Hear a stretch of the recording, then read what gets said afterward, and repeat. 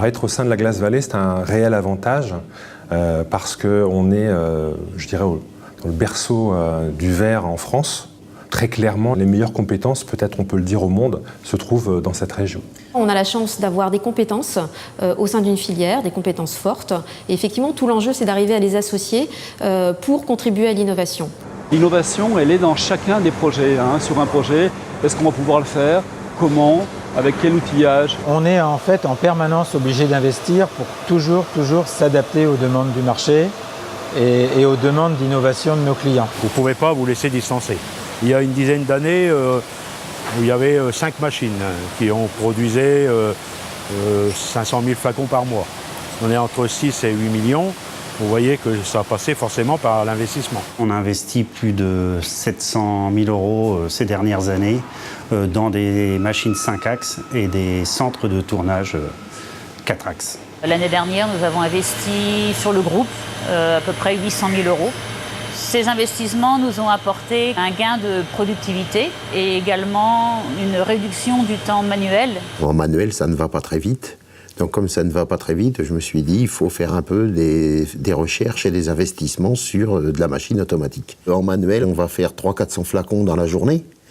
Que là, avec ces machines, on arrive à tourner à 300, en moyenne 300 à l'heure. Les demandes de nos donneurs d'ordre sont de pouvoir réaliser des maquettes en verre directement pour des petites séries. Cette demande nous impose de trouver des nouveaux moyens de produire des moules par technologie de fabrication additive. Bien sûr, on fait du verre, mais on vend avant tout de la flexibilité. La flexibilité pour faire des choses atypiques, exceptionnelles, en quantité limitée. On essaye en fait de conjuguer les différentes activités qu'on maîtrise au sein de notre société pour proposer quelque chose qu'on ne proposait pas par le passé. On distingue l'innovation process qui nous permet de faire les mêmes articles mais de façon plus compétitive, et l'innovation produit où là il faut être très proche de nos clients, pouvoir comprendre leurs attentes. Ces dernières années sont nées d'autres formes d'innovation, notamment les innovations de services ou les innovations liées à des interactions entre le fournisseur, le client et le consommateur, qui peut prendre des formes tout à fait nouvelles. Le co-développement, c'est un petit peu ce qui nous fait avancer par rapport à des gros donneurs d'ordre fabricants de verre, d'avoir de nouvelles propositions commerciales, technologiques, pour présenter des choses différentes par rapport à ce qui se fait aujourd'hui. L'enjeu majeur de l'innovation, c'est d'inventer juste, d'inventer utile, le faire savoir et surtout le transformer durablement.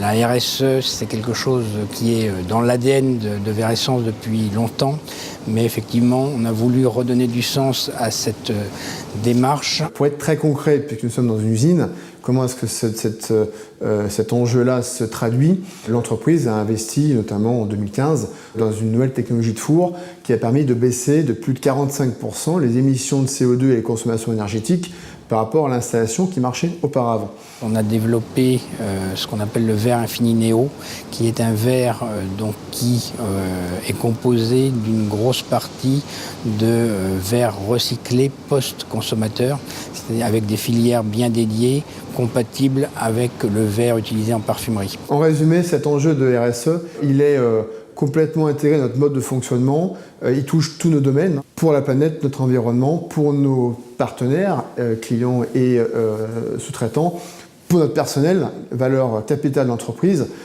et bien sûr pour notre capacité à savoir faire bien nos produits et à pouvoir encore mieux les faire demain. C'est une réécriture de la vision industrielle.